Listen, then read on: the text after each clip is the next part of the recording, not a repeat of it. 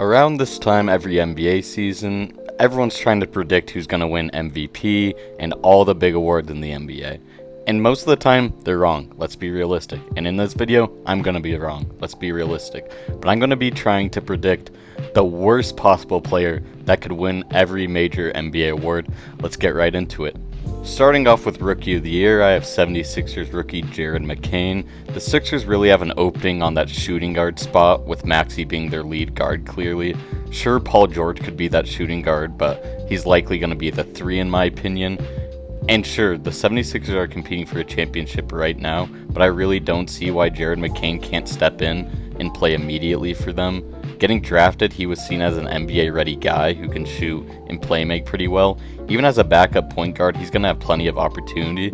And a lot of the time, voters give boosts to players that are on good teams just because if you're winning and putting up good stats, you probably are a better player realistically.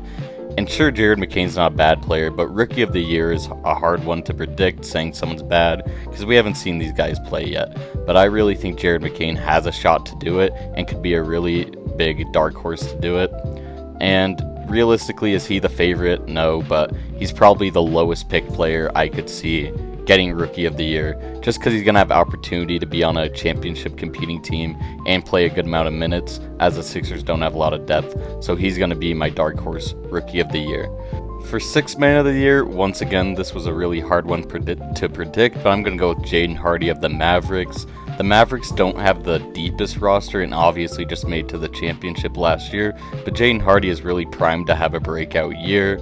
They added Klay Thompson, so their starting line is probably going to be someone like Luka, Kyrie, and Klay, but we don't really know who their backup guards are going to be with Josh Green and Tim Hardaway Jr. gone. I could really see Jaden Hardy just stepping into that Jordan Clarkson type six-man role as just a bucket getter, and typically the sixth man of the year goes to someone on a team that's really successful. We saw Naz Reid win it last year, and the Timberwolves were really good.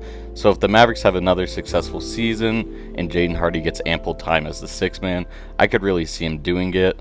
For Most Improved Player of the Year, I'm going to go with Bones Hyland of the Clippers. The Clippers obviously lost Paul George, so there's going to be a lot of opportunity for him this year. I'm not the biggest Bones Hyland fan, but when he was on the Nuggets early in his career, he was really decent, but since then has kind of fallen off, so his stats haven't been great, so he can really improve after these past few years that have been pretty mediocre by him. We know he has the talent, we know he has the ability to be a good player, but it's just if he can put it all together. The Clippers obviously are going to have a lot of opportunity as they don't have the deepest roster and are really looking just for players that are going to be good. Sure, they brought in Chris Dunn, who's likely going to be the backup point guard at James Harden, but Bones Hyland could really play the 1 or 2, not because he has size, just because of his scoring ability. And really, when you think of Most Improved Players, it's really them jumping to become a better scorer. And yeah, I think he has a decent shot to do it. Like I said, I'm not the biggest Bones Hyland fan, but Most Improved Player is a really hard one to predict, just because it's like kind of random in a lot of ways. I mean, sure, you can predict it, but most of the time people are wrong trying to do it, and trying to decide the worst player that could do it is really hard because there's always going to be it's not limited, you know. Most Improved Player can be pretty much anyone in the NBA, so that's why I'm going with Bones Hyland. For Defensive Player of the Year, I ended up going with Herb Jones of the Pelicans, and I know you may be wondering, Herb Jones is already a really elite defender and just a good player in general, so how are you going to say he's the worst player that could win it? And it's pretty simple to me. There's a lot of defensive specialists in the league who just don't have ample offense to get minutes.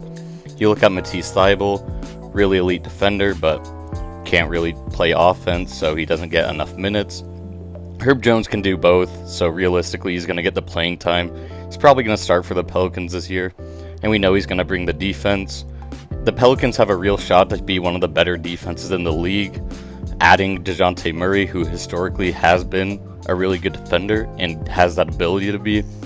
I also thought about Jaden McDaniels for this, and there's a chance, but if the Timberwolves have another really good defensive season, the recognition is going to go to Rudy Gobert, not Jaden McDaniels.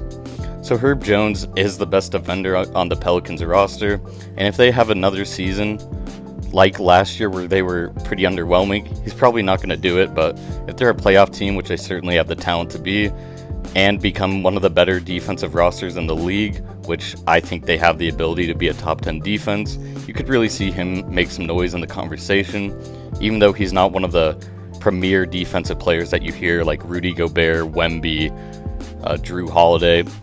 So I ended up going with Herb Jones just for all those reasons. For Clutch Player of the Year, I know it might be a little boring because I believe he's won it before, but I ended up going with DeMar DeRozan. And I say this just because Clutch Player of the Year typically goes to a really star player. You don't really see a role player be considered a clutch player, it's typically the stars. And I think DeMar DeRozan is probably on the lower tier of stars in the NBA. He's on the Kings now, who project to be a much better team than the Bulls, and likely will be in more close games where he'll have opportunity to hit clutch shots.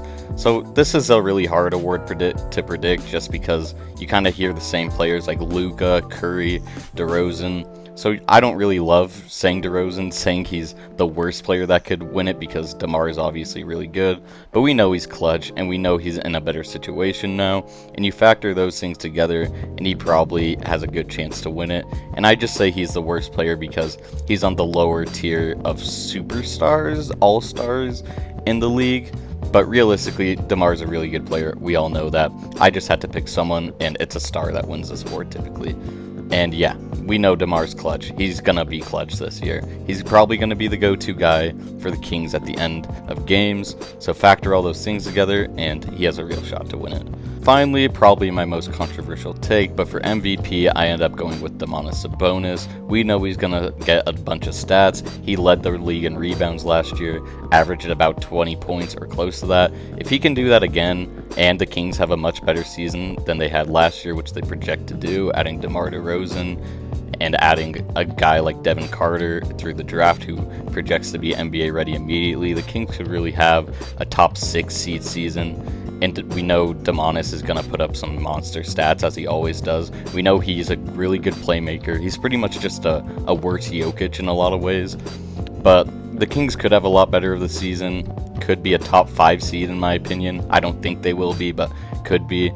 And I just think he's probably the worst player that could do it. He's not a superstar, but he's an all-star level player and is really talented and good. Another player I could see is Zion Williamson, so I just want to throw him as an honorable mention. But Domantas Sabonis really has an opportunity to have a really good season on a Kings team that could be really good. You factor those two things together, and that's what makes an MVP an MVP.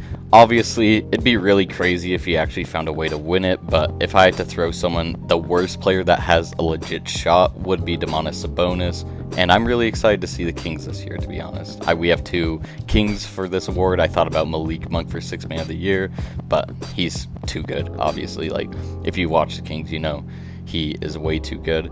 So yeah, that's the video. Let me know any takes you thought were good. Let me know any you thought were bad. Let me know any players I missed that you think are the worst that could win an award.